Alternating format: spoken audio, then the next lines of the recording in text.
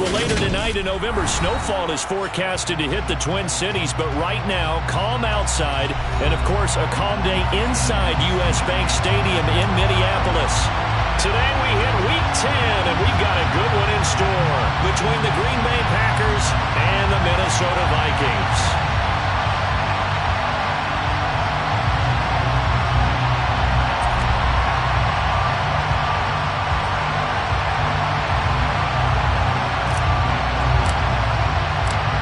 Get strapped in. It's just about time to get the party started. And we are underway from downtown Minneapolis. Taken from... And look at this. Right away, a loose football. And the Packers pick it up. And he will bring this one back. A fumble return for a Green Bay touchdown. Well, how's that for an early storyline? Some people are asking the ushers where their seat is, and boom, we've got a score on the board, a fumble return on the opening kickoff. And this is where all the tailgating groups are looking at each other saying, maybe we need to get to the stadium just a little bit earlier next time. But man, those bratwursts, they're good, Charles, they're good. And you can bet they're preaching two hands on the ball here as the kick's away following that fumble return. And here comes a return from the middle of the... And a mistake on the lateral. It's a loose ball. And the Packers pick it up. And he will bring this one back. A fumble return for a Green Bay touchdown. So they get the one-score kickoff, get a fumble, take it right back to the house. Two quick touchdowns within a matter of about 10 seconds on the game clock. It's like a big 1-2 punch that may lead to a knockout. The extra point splits the uprights, and it's now 14-0. 14, Vikings, nothing. So here's the kickoff now as they'll get it again following that fumble return for a score. And a fair catch signaled for and taken successfully. The Vikings take over first down 10 at their own 25-yard line.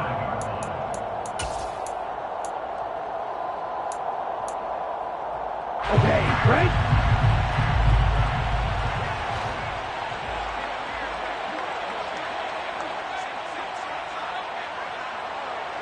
Ready? Here's a quick throw left side to start things out. A very good move, but for a relatively modest gain out near the 32. So the completion good for 6 yards, and that will bring up second down. That's probably as simple of a throw as he'll have all game. And good for everyone. Good for his completion percentage, good for the receptions for the receivers. But you know how they work on that. They have footballs with no laces. So as soon as you get the snap, you're just throwing the football. All right, you're not trying to find the laces and grip it a certain way. That takes time. Just get the ball and throw it. So that's how they practice it all the time now, too. A gain of 5, good enough for the first down. Now, these two teams, you might recall, met back in mid-season, Week 8 to be exact. And it was the Vikings who won that one on the road, so they'll look for the sweep here in Minneapolis. So from the 36 now, first and 10. Here's Cook again. And he sneaks his way forward only for a couple here. Second down. You've got to be impressed by the defensive front on reps like those. They were not being moved off the line, kept their shoulders square, and gave their teammates time to fight to the ball and limit that gain. The last run got a couple. Here's second and 8. 10 cycles. Off the play fake, he'll look to throw. He's going to get this one down to Cook, and they're going to get this up to midfield. And they'll use him out in the backfield, and sometimes quite a bit. They're just trying to get him touches any way they can. 4 catches a week ago, there's another one right there. Ready? First down, here's the run with Cook. And he's going to get a solid gain of 9 before being brought down. Second and right at a yard. He was solid last week, over 100 yards in their victory on the ground. They want to get that going again. Absolutely. What they also understand is that from week to week, it's not necessarily the same, but they want it to be, right? What they saw last week on the ground, they want to see in this game as well. Second down, they go right back to Cook. And the stop here will come at the 38-yard line. They'll get 3 as the drive continues. It's a first down. 2nd and 1 is often an invitation to take the big shot downfield. I bet the offensive lineman said, are you kidding? We just get on our backs and let's go get the first down. They love being physical. On the double.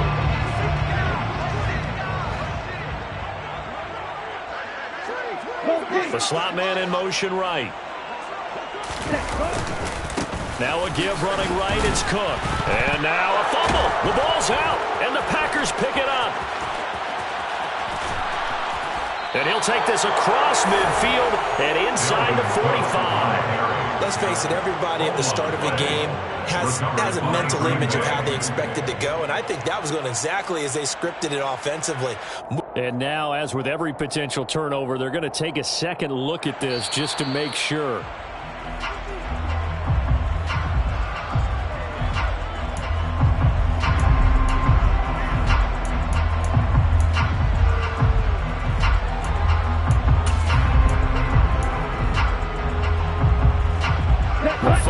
First down now. Here's 2nd down. Cook up the gut.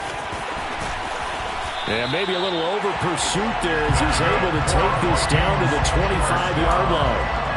Another strong gain on the last 2 plays. They've moved it a combined 33 yards. I have to admit, I'm excited by that play call and the end result, because this is a team that's down big early in the first quarter. And a lot of teams will just panic, abandon the playbook, and just start firing the ball all over the place. It's way too early for that. Stick to what works for you. Down double digits, and we talked about their game plan being both running and passing there. You're right. They're sticking to the game plan, getting the ground game going. A lot of football left to be played. They give him 4 yards there. It'll be 2nd and 6. On any running play that's called, they're always hoping that it's going to break big and go the distance. But when you get a nice gain like that, you're able to do so many things anyway. You can come back and run essentially the same play again, continue to move the ball on the ground, or you can decide to throw the ball now because usually you have the defense back on its heels. They'll bring a receiver in motion left. On 2nd down, Cook. And they'll bring him down at the 13-yard line. 42 yards rushing for him already. A terrific opening drive on the ground, and it's a first down. Quite the opening drive march they're on right now. It looks a lot like what we saw in practice prior to the game, doesn't it? You know, because on that last big practice beforehand, you go through your offensive script. You go through your play calling. You go through all the stuff and establish things, and it looks like it's going like clockwork right now for them.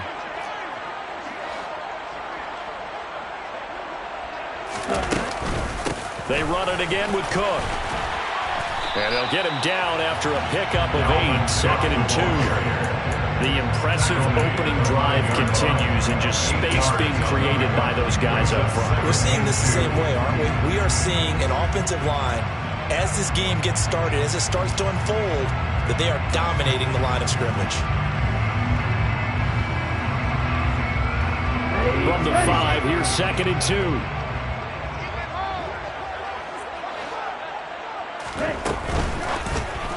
A quick throw knocked away. It's incomplete. It's been a good opening drive offensively thus far, but you know they don't want to waste it and settle for a field goal attempt after that incompletion. So this is a big play coming up here on 3rd down.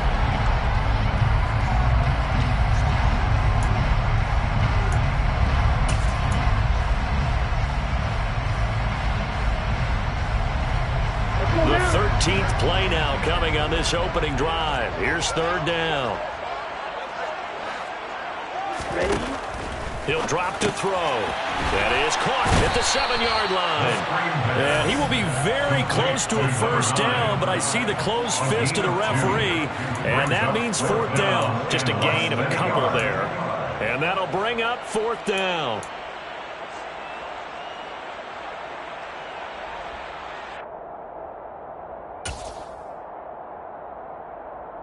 Ready.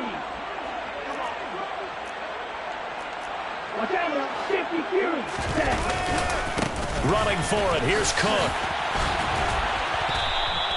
They'll get neither the touchdown nor the first down. And on the opening drive of the afternoon, the defense forces a turnover on downs. So, Charles, they wanted 7 on that opening drive. They didn't want to settle for a field goal. Felt like a tone setter.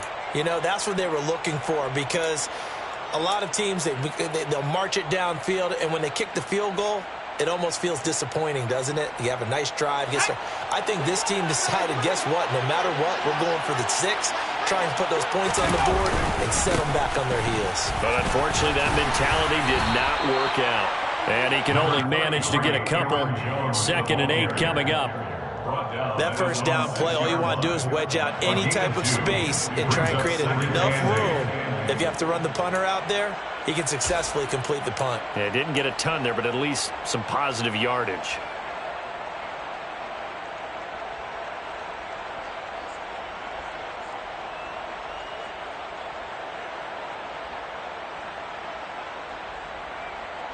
The last run good for 2. Here's 2nd and 8.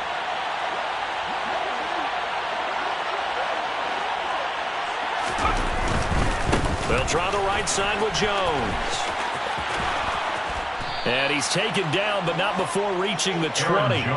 Give him 15 there, and the Packers have a first. Now, look, that wasn't a huge game, but those are the types of carries I think they were missing in their loss last week. They couldn't get him going on the ground. Did you get the same feeling I did during our meetings, that they kind of regretted that he didn't touch the ball? Absolutely. You know, hey, he should have touched it more last week. They weren't going to make that same mistake, and they've taken care of that early.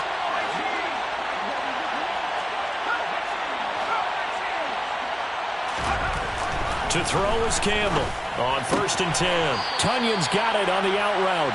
And he gets it here to right around the 24 before he's out of bounds. This defense for the Vikings, they were excellent a week ago in the victory over Arizona. And I'm eager to see the game plan and trying to attack them this week, because when you take it away 4 times through interceptions, what do you do now when you go into a game? Do you decide you can't throw the ball? Do you try and run it more? Or do you tell your quarterback, make sure you see your guys open before you deliver?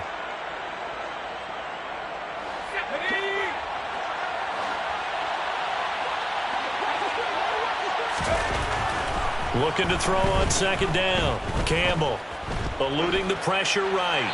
And that will be incomplete. They couldn't hook up on what's going to be the final play of this first quarter. 14-0 the score. This is the NFL on EA Sports.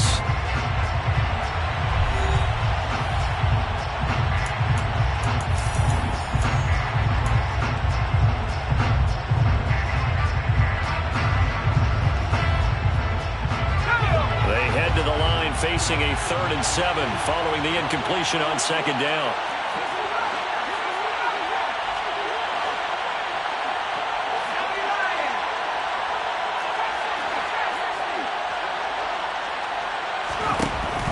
Looking to throw. Campbell. The Vikings after him, and they'll get there for the sack. Eric Kendricks in there to get him, and that is sack number 6 now for him on the year. 4th down, Corliss Waitman now on to punt.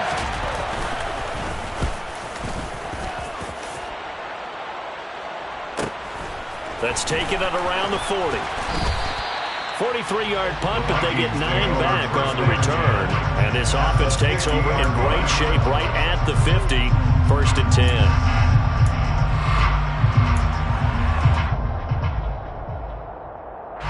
Good starting field position for the Vikings as they have it 1st and 10 right at the 50-yard line. Now Cook running right. Oh, he's got a little daylight.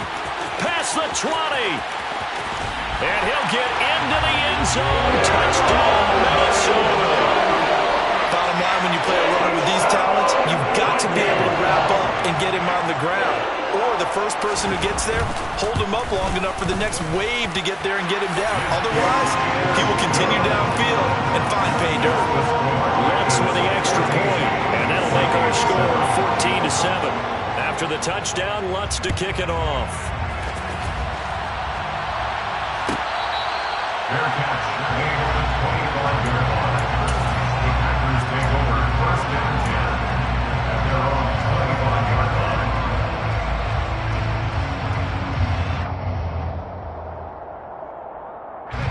The Packer offense ready to get their next drive underway.